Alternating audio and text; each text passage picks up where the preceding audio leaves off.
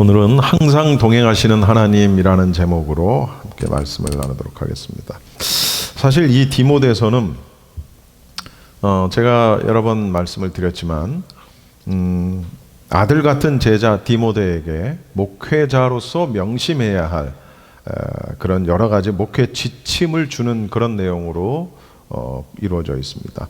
그 가운데에서도 이 4장은 바울이 죽음을 앞둔 상황에서조차 하나님의 나라의 확장을 바라면서, 오늘은 읽지 않았습니다만 1절에서 8절까지는 디모데에게 복음 전파에 힘쓰고 또 신앙 교육에 애써라, 성도들의 신앙 교육에 힘쓰라 라는 것을 당부하는 내용이 실려 있고, 그리고 이제 오늘 읽으신 오늘 이 본문, 오늘 본문은 디모데 후서의 종결 부분입니다.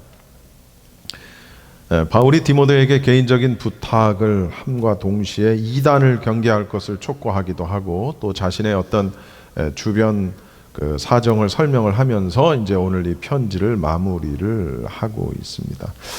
오늘 본문은 죽음을 눈앞에 둔 그런 어떤 절박한 상황에서조차 조금도 자세를 흐트리지 않는 그런 어떤 사도로서의 본분을 다하는 그런 사도 바울의 아주 숭고한 그런 모습을 우리가 볼 수가 있지요. 오늘은요, 오늘 본문은 특별히 오늘 본문 속에 나오는 인물들을 중심으로 은혜를 좀 나누도록 하겠습니다. 자, 9절부터 이제 보시면은 오늘 말씀 9절을 보면 너는 어서 속히 내게로 오라, 디모데에게 바울이 한 말이죠. 사실 디모데는 한 곳에 이렇게 뭐라 그럴까 머물러 있는 그런 복음 전도자가 아니었어요. 사도들이 만들어 놓은 어떤 기초 위에다가 건물을 세우기 위해서, 이를테면 사도의 지시에 따라서 여러 곳을 순회하는 그런 복음 전도자가 바로 디모데였던 것이죠. 바울은 이 디모데의 협조와 그의 도움이 절실했어요. 왜냐하면 여러 사람이 바울을 두고 떠났기 때문이라는 것이죠. 그럼 누가 대체적으로 떠났느냐? 10절입니다. 대마는 이 세상을 사랑하여 나를 버리고 데살로니가로 갔고, 그레스게는 갈라디아로, 디도는 달마디아로 갔고. 대마라는 사람은 데살로니가 출신 사람인데요, 이 사람은 어느 정도 사람이었냐면 사도 바울이 1차 옥중서신을 쓸 때까지만 해도 바울을 도왔던 인물입니다. 그런데 왜 갔다고요? 이 세상을 사랑하여 나를 버리고 갔다. 세상을 사랑하여. 여러분, 세상을 사랑한다. 그러니까 이제 구체적으로 무엇을 사랑했는지에 대한 부분은 나와 있지 않으나, 그러나 여러 가지 자료에 따르면 대마는 장사를 하러 갔다, 또는 또 다른 어떤 직업에 종사하기 위해서 갔다, 이렇게 말을 하고 있습니다. 그러니까 세상적인 삶을 포기할 수가 없었던 거예요. 대마는 참 안타깝죠. 나를 버리고 갔다. 바울의 투옥 때문에 어쩌면 이 대마도 나도 저렇게 될 수도 있겠다, 어떤 자신의 신변의 위협을 느꼈을 수 있다는 것이죠. 아니면 아예 신앙마저도 저버린 것으로도 물론 해석할 수 있죠. 어느 견해가 더 타당한지는 알 수 없으나, 그러나 중요한 건 대마라는 사람이 사도 바울을 두고 갔다, 떠났다라는 것입니다. 그리고 그레스게라는 사람은 성경에 알려진 바가 없고요. 그 다음 디도는 우리가 잘 알죠. 디도는 바울을 도와서 예루살렘을 방문하기도 했던 그런 인물이고요. 또 고린도와 그레데에서 사역을 하기도 했던 이방인 출신의 기독교인입니다. 특별히 이 달마디아에 있는 기존 성도들을 돌보기 위해서 디도는 파송되어진 것으로 이렇게 여겨집니다. 그러면서 11절에 보면 누가만 나와 함께 있다. 그러니 네가 올 때 마가를 데리고 오라. 그가 나의 일에 유익하니라. 이렇게 말합니다. 여러분, 마가라는 인물을 잘 아실 거예요. 마가는 사도행전에 여러분 보시면 선지자인 바울과 바나바가 마가를 놓고 싸우는 일이 벌어집니다. 그래서 바울과 바나바가 서로 이렇게 갈라서게 되는 일이 벌어지죠. 바울은 마가를 자기의 전도 여행의 데리고 가지 않으려고 했어요. 왜냐하면 마가는 한때 복음을 떠나서 방황하다가 되돌아왔기 때문입니다. 그러니까 바울의 입장에서는 마가는 신뢰하기가 좀 어려운 그런 인물이었던 것이죠. 그런데 오늘 본문에 보면 마가를 데리고 오라. 왜? 그가 나의 일에 유익하니라. 이렇게 바뀌었어요. 이제 바울은 마가가 자신의 일에 유익하다라고 말을 하고 있는 거예요. 그러니까 요거 하나만 봐도 일단 사도 바울은 마가하고 화해를 한 것으로 보이고, 거기서 그치는 것이 아니라 마가에 대해서 전보다 더 훨씬 호의를 가지게 된 것 같아요. 이것은 우리에게 주는 의미가 무척 큽니다. 용서하는 심령을 가져라. 용서하는 마음을 가져라. 그러니까 바울이 바나바와 말다툼을 하면서까지 바울을 데리고 가지 않았던 것에 대한 분명히 합당한 이유가 있었어요. 분명히 마가가 잘못했어요. 그러나 어쨌든 이렇게 서로 용서하게 되고, 그러니까 우리는 어떤 사람이 한때 어떤 잘못을 저지른 일이 있다고 하더라도 그 일 때문에 그 사람을 영원히 보지 않거나 그 사람에 대한 가치와 그 사람에 대한 평가를 영원히 가지고 갈 필요는 없다는 거예요. 왜? 그가 회개할 수도 있는 거고, 그가 전혀 이제 새로운 인생을 사는 그런 변화된 인생일 수도 있는데, 그 사람 예전에 이랬어. 걔 예전에 저랬어. 이걸로 그냥 끝까지 울고먹고 평생을 가는 그런 경우가 있습니다. 이제 그런 게 일종의 선입견 같은 거예요. 편견. 저 사람은 저랬어. 저 사람 저랬어. 그게 떠나질 않는 거죠. 그래서 그 사람과는 뭔가 새로운 일을 하기가 참 어렵고, 그리고 그 사람과는 진솔한 교제를 나누기가 쉽지가 않아요. 얼마든지 바울과 마가는 그러한 사이가 될 수도 있었겠습니다만은, 그러나 오늘 본문을 볼 때는 전혀 그렇지 않은 것을 보게 됩니다. 그리고 이제 14절에 뭐라고 얘기하냐면 알렉산더에 대한 이야기를 합니다. 이 알렉산더는 어떤 사람이냐면 구리세공업자입니다. 내게 해를 많이 입혔음에 주께서 그 행한 대로 그에게 갚으시리라. 14절이죠. 여러분, 이 알렉산더는 사도행전에서 언급됐던 인물하고 같은 사람으로 보이는데요.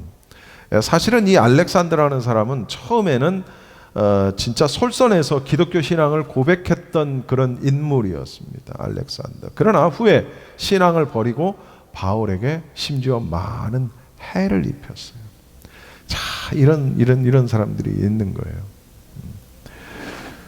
바울은 노골적으로 공격해오는 대적들에게서도 해를 당했지만, 또한 이러한 자기의 잘못된 형제들에게서도 위협을 당하기도 했었다라는 것이죠.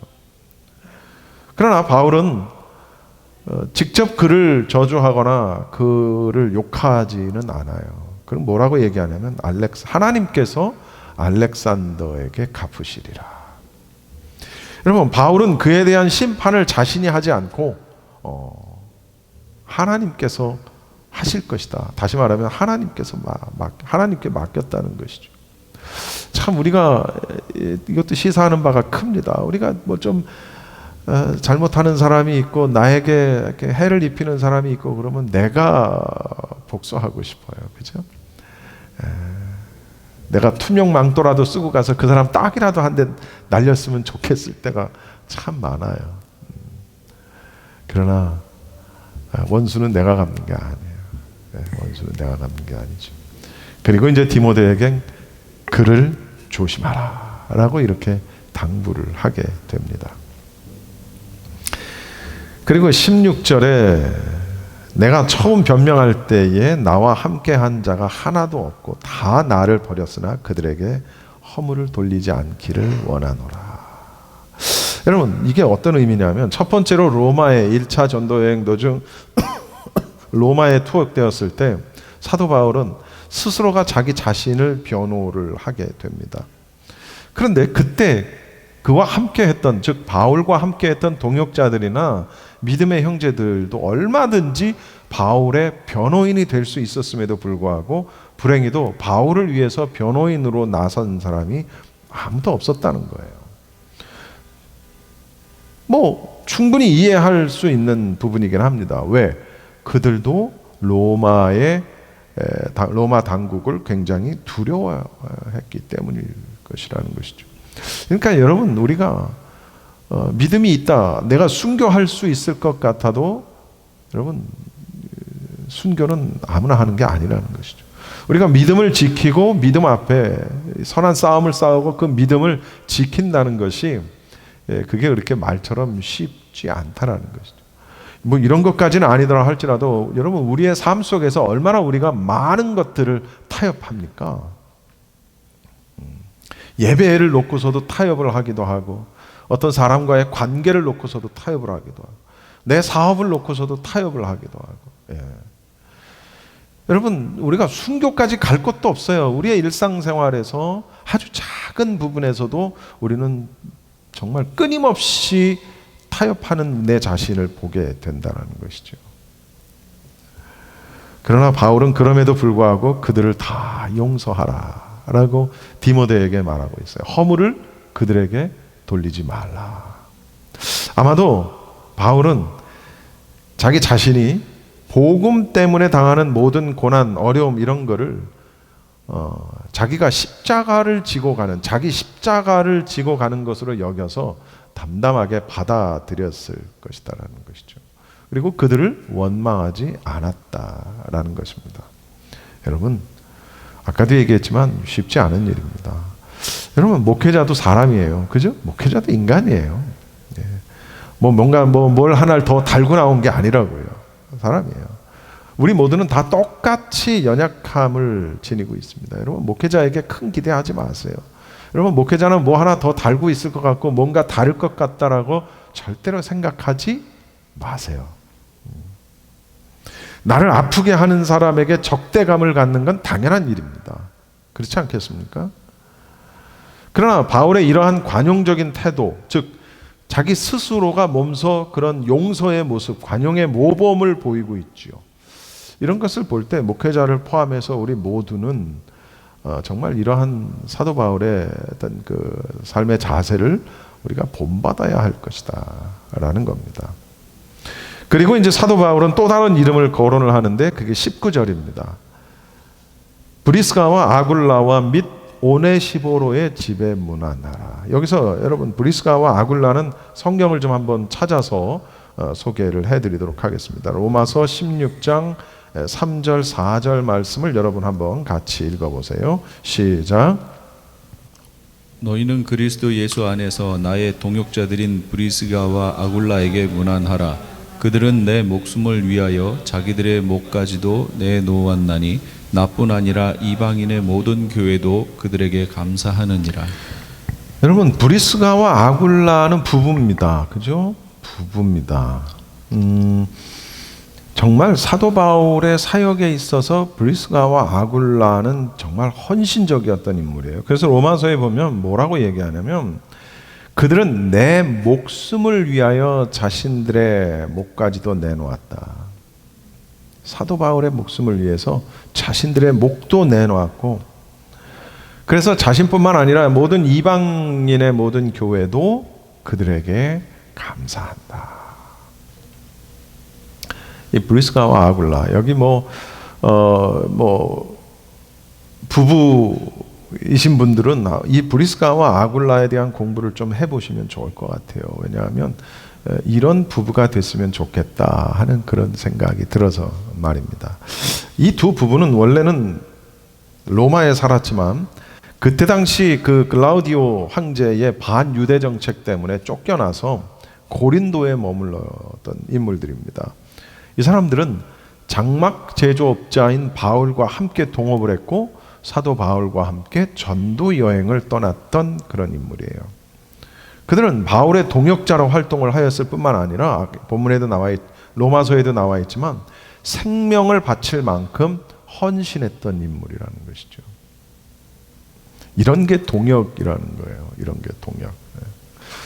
오네시보로는 바울이 로마 감옥에 갇혔을 때 특별히 바울을 도왔고 에베소에서 바울을 섬겼던 인물이 오네시보로입니다.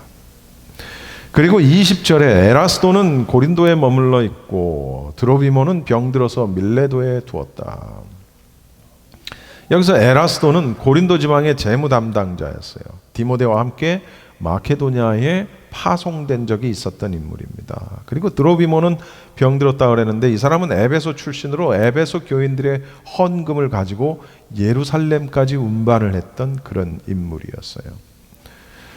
그리고 이제 21절에 보면 너는 겨울 전에 오라. 으블로와 부데와 리노와 글라우디아와 모든 형제가 다 내게 문안하느니라. 겨울 전에 오라. 여러분 오늘 제가 건너뛰었습니다만 13절에 보면은 네가 올 때에 겉옷을 가지고 오라라는 표현이 있습니다. 디모데에게 올 때 겉옷을 가지고 오라고 한 것으로 봐서 너는 겨울 전에 오라. 즉 겨울 전에 추워지기 전에 겉옷이 아마 필요했을 것이다라는 것이죠. 그리고 이제 으블로와 부데, 리노, 글라우디아 이렇게 쭉 여러 사람을 얘기를 하는데 이 사람들에 대해서 성경은 크게 언급을 하는 부분이 없습니다. 다만 이들 모두 로마 교회의 교인들이었을 것이다라고 추측을 하는데 하지만 이들 가운데 리노라는 사람은 나중에 초대교회 전승에 따르면은 베드로에 이어서 로마 교회의 감독으로 임명이 돼서 12년을 봉직했다라는 그런 기록이 있습니다. 자, 이런 사람들입니다. 제가 인물들에 대해서 쭉 열거를 했죠. 그러면서 이제 사도 바울은 22절에 이렇게 마무리를 합니다. 나는 주께서 내 심령에 함께 계시기를 바라노니 은혜가 너희와 함께 있을지어다. 여러분 바울이 디모데를 위해서 이렇게 축복을 하게 되죠. 축원을 합니다. 그런데 이건 단순히 디모데를 위한 어떤 형식적인 축복 기도라고 보기는 힘들다라는 것이죠. 왜냐하면 이때 당시 디모데가 처한 위기 상황이 단순히 자신의 어떤 권면만으로 극복될 수 있는 상황이 아니었다라는 거예요. 이것을 이렇게 할 수 있고 이것을 아멘으로 받을 수 있는 것은 하나님께서 언제나 함께 계심을 확신하고 그걸 경험한 자들만이 알 수 있는 거라는 거예요. 다시 말하면 이게 바로 사도 바울의 신앙 고백이었다라는 거죠. 주께서 심령에 함께 하시고 은혜가 함께 있기를.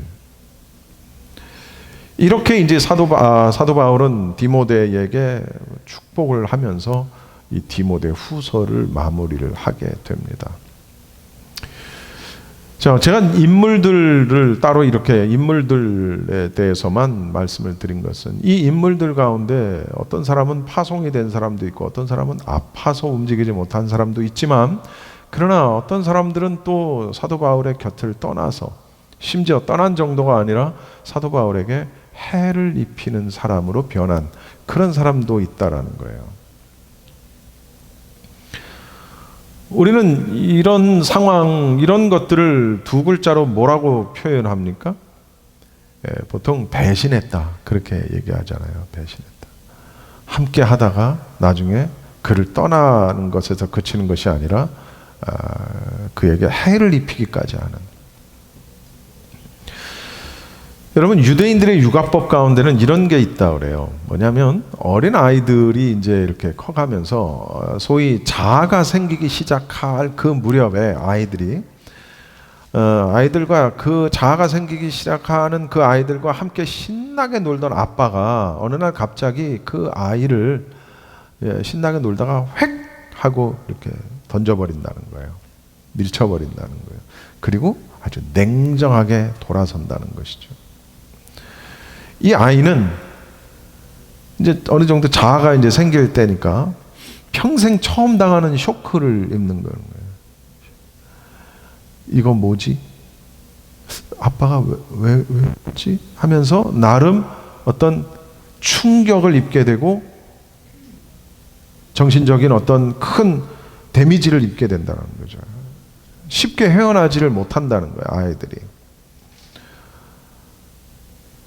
이 사람들은 이런 경험을 통해서 인간에게는 까닭 없는 배신이 있다라는 것을 가르친다는 거예요. 유대인 아빠들이 아이들에게. 인간은 이렇게 변화무쌍한 존재라는 사실을 아이들에게 몸소 체험으로 가르친다는 거예요. 참 유대인의 교육법이라는 건 정말 무서울 때가 많아요.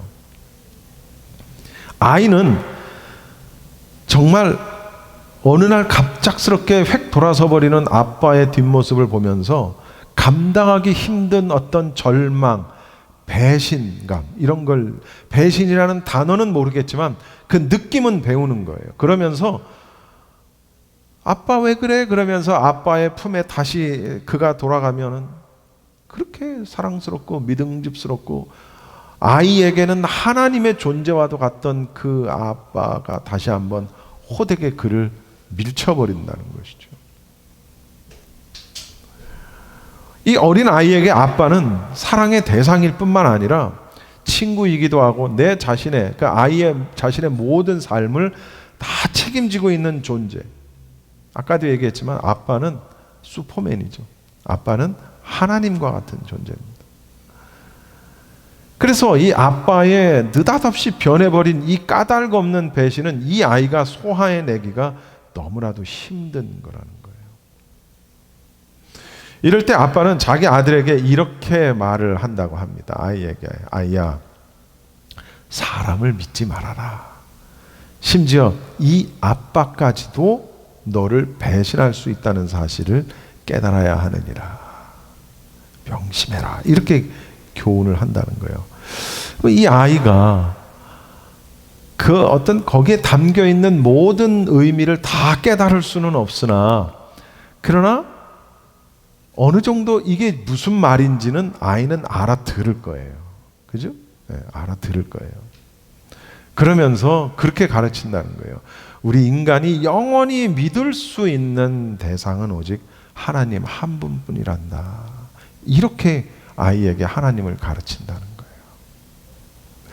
여러분, 성경 한번 구절 봅시다. 시편 146편 3절에서 5절 말씀을 여러분 한번 펴보세요.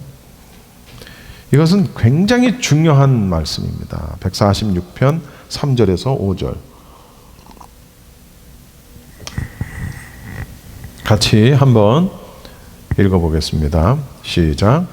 귀인들을 의지하지 말며 도울 힘이 없는 인생도 의지하지 말지니 그의 호흡이 끊어지면 흙으로 돌아가서 그날에 그의 생각이 소멸하리로다. 야곱의 하나님을 자기의 도움으로 삼으며 여호와 자기 하나님에게 자기의 소망을 두는 자는 복이 있도다. 여러분, 이게 바로 그 말이에요.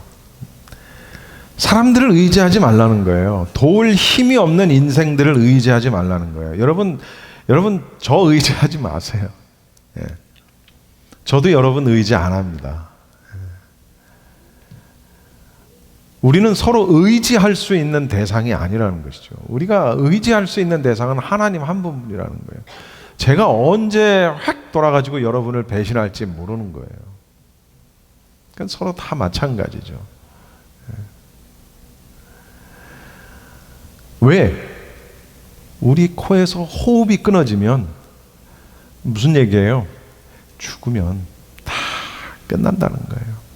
그 당일에, 그 날에 그가 도모했던 모든 것들이, 추진하고 의지하고 함께 하려고 했던 모든 것들이 다 어떻게 된다고요?